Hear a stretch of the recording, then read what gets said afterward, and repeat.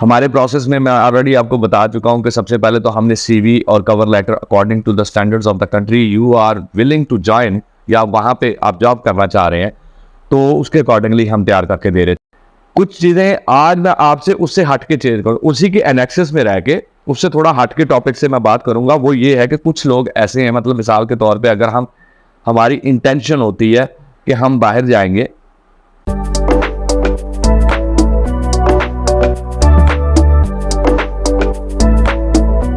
बिस्मिल्लाहिर्रहमानिर्रहीम। कैसे हैं आप लोग? सब ठीक है? मैं हूं शाहिद महमूद और आप देख रहे हैं हमारा यूट्यूब चैनल। आज का टॉपिक थोड़ा सा मैंने काफ़ी वीडियोस पहले भी डाली हैं जो मुख्तलिफ कंट्रीज़ के वीज़ा प्रोसेसिंग के हवाले से, और बहुत सारी चीज़ें उसमें मुझे क्यूरीज भी आई। और अल्हम्दुलिल्लाह अल्लाह का शुक्र है कि हमारी टीम मुसलसल जितने भी कस्टमर्स हैं, जो हमारे क्लाइंट्स हैं जिन्होंने हमारी सर्विसेज एक्वायर की हैं, तो उनको हम प्रॉपरली तमाम जो है ना वो सीक्वेंस हम उनका प्रोसेस कंप्लीट करवा रहे हैं। हमारे प्रोसेस में मैं ऑलरेडी आपको बता चुका हूं कि सबसे पहले तो हमने सीवी और cover letter according to the standards of the country you are willing to join या वहां पे आप जॉब करना चाह रहे हैं तो उसके अकॉर्डिंगली हम तैयार करके दे रहे थे। लेकिन फिर हमें कुछ चीज़ों का मतलब कुछ कस्टमर्स ने ऐसा हमें किया कि फोर्स किया इस बात पे कि हमें जो एप्लीकेशन प्रोसेस है वो थ्रू एजेंट्स जितने भी जो मार्केट में बैठे हैं उनके थ्रू हम नहीं कर सकते, और बॉदरेशन बहुत ज़्यादा है उनकी डॉक्यूमेंटेशन को पूरा करवाने की, बार बार उनके ऑफिस पे चक्कर लगाने की। तो आप ये ऑनलाइन हमारे जो है ना फाइल्स वो भी प्रोसेस करें, तो वो भी हमने कुछ दिनों से अपना प्रोसेस स्टार्ट कर दिया। अल्हम्दुलिल्लाह अल्लाह का शुक्र है कि काफ़ी एप्लीकेशंस जो हैं वो तकरीबन नियर टू एंड हैं जो हमारी जा रही हैं। अच्छा, कुछ चीज़ें आज मैं आप लोगों से डिस्कस करना चाह रहा था कि जॉब्स और वीज़ाज़ के मुतालिक तो इंशाल्लाह हम आने वाले वक्त में तकरीबन जो भी प्रॉफिटेबल इंफॉर्मेशन होगी वो आप लोगों के साथ शेयर करते रहेंगे। कुछ चीज़ें आज मैं आपसे उससे हट के चेंज करूँ, उसी के एनेक्सिस में रह के उससे थोड़ा हट के टॉपिक से मैं बात करूंगा। वो ये है कि कुछ लोग ऐसे हैं, मतलब मिसाल के तौर पे अगर हमारी इंटेंशन होती है कि हम बाहर जाएंगे और बड़ी मतलब आराम से हमें जॉब भी मिल जाएगी और बहुत पैसा भी हमें मतलब वहाँ पे काफ़ी ज़्यादा मिल जाएगा, और उसको फिर फ़ौरन हम मल्टीप्लाई करते हैं हमारे नेटिव कंट्री जैसे इंडिया या पाकिस्तान में जो लोग जितने भी मोस्टली मुझे जो देखते हैं वो ये करते हैं जी कि उन जो डॉलर्स या यूरोज या पाउंड्स की बात मैं कर रहा हूँ तो उनको आप फ़ौरन कन्वर्ट करते हैं अपनी लोकल करेंसी में और कहते हैं कि वाह भाई वाह, ये तो काफ़ी ज़्यादा लाख रुपए बनते हैं और इसके हिसाब से हमारा जो लाइफ स्टाइल है वो बड़ा ही चेंज हो जाएगा। एक चीज़ इसमें ये भूल जाते हैं, वो बहुत इंपॉर्टेंट है। वो क्या है कि अगर वहाँ पे करेंसी की वैल्यू मतलब उस करेंसी की वैल्यू अगर स्ट्रांग है तो वहाँ पे जो भी आपका लाइफस्टाइल या लिविंग एक्सपेंसेस हैं वो भी उसके अकॉर्डिंगली ही मतलब उन्होंने रखे हुए हैं। मिसाल के तौर पे अब यूके जाते हैं आप, तो यूके में अगर आप जॉब करते हैं मिसाल के तौर पे नॉर्मल जॉब तकरीबन वो 300 से 400 पाउंड आपकी पर वीक की मिल जाती है आपको जॉब, तो उसमें से 700 से 800 पाउंड तो आपका वो एक्सपेंस है जो रेंटल आपने जो अपार्टमेंट वगैरह लिया है या जहाँ पे आप रह रहे हैं वो भी निकालना पड़ता है।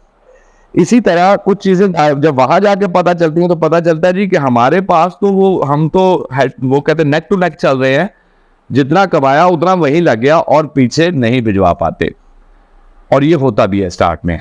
और वो फैमिलीज या वो दोस्त जो मतलब किसी को मतलब सपोर्ट करते हैं कि जी आप बाहर जाएंगे तो फौरन आपकी जॉब लग जाएगी और कमाना शुरू करते हैं, तो वो भी चीज़ों का ख्याल रखें कि जो लोग बाहर बैठे हैं या जो अब्रॉड में रुके हुए हैं उनको जो प्रॉब्लम्स है वो उनको वहाँ पे फेस करनी पड़ रही हैं।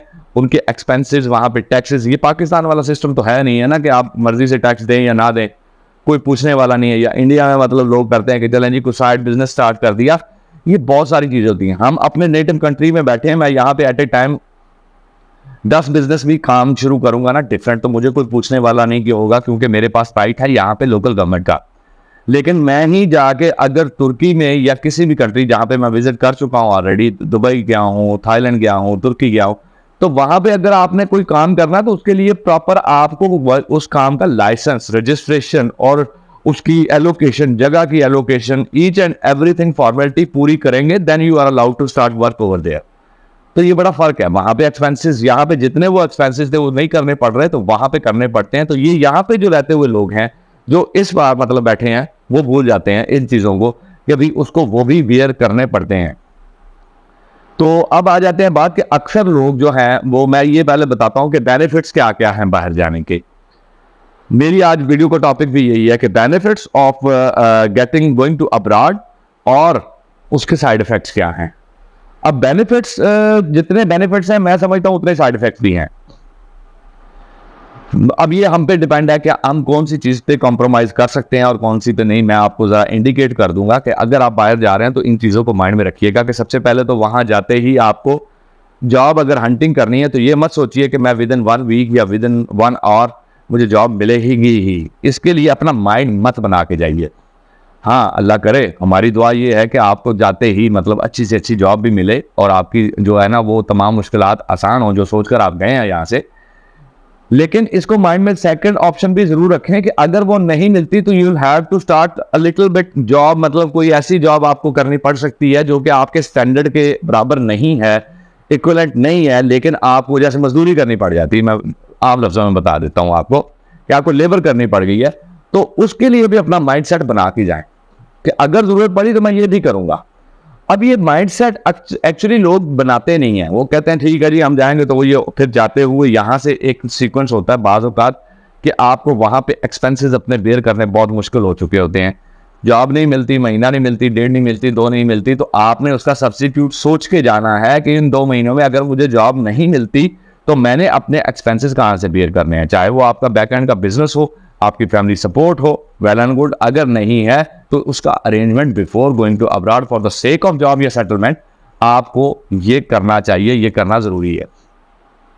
उसके बाद आ जाते हैं जी कि जाहिर बात है, मुझे भी अक्सर लोग पूछते हैं जी कि आप पाकिस्तान मतलब किसी भी कंट्री में जाते हैं, कुछ अर्सा वहाँ पे रहते हैं, फिर वापस से यहाँ पे आ जाते हैं, तो उसकी वजह क्या है। मैंने पहले बताया कि हर बंदे की अपनी प्रायोरिटीज़ हैं। मेरी प्रायोरिटी पैसे से ज़्यादा पीस ऑफ माइंड है। मैं ये चाहता हूं कि अगर पैसा है वो तो अल्लाह पाक की ज़ात ने जो रिस्क लिखा है वो डेफिनेटली आपको मिल के रहना है, उसको कोई नहीं रोक सकता। लेकिन मैं कोशिश उतनी करता हूं जितनी कि मेरी कैपेबिलिटी है, मेरी आसानी के लिए मैं अपने आप को कंफर्टेबल समझता हूं उसमें। और वापस डेफिनेटली मेरा यहाँ पे होम टाउन है, मेरा अपना घर है, मेरी अपनी यहाँ पे प्रॉपर्टी है और मेरी फैमिली है, तो उसके लिए मुझे डेफिनेटली मैं उनके बगैर नहीं रह सकता। तो मैं उनको मतलब कोशिश करता हूँ कि वापस अपने घर पे ही आकर रहूँ जितना मुझसे मुमकिन हो सकता है। मैं सिर्फ उस वक्त अब्रॉड का सफ़र करता हूं जब मुझे नेसेसिटी होती है किसी क्लाइंट की तरफ से कि मुझे उनकी साइट पे विजिट करना पड़ेगा या उनका कोई ऐसा काम है जो मुझे वहां जाके ही मैं कंप्लीट कर सकता हूं, तो देन मैं पाकिस्तान से मूव करता हूं।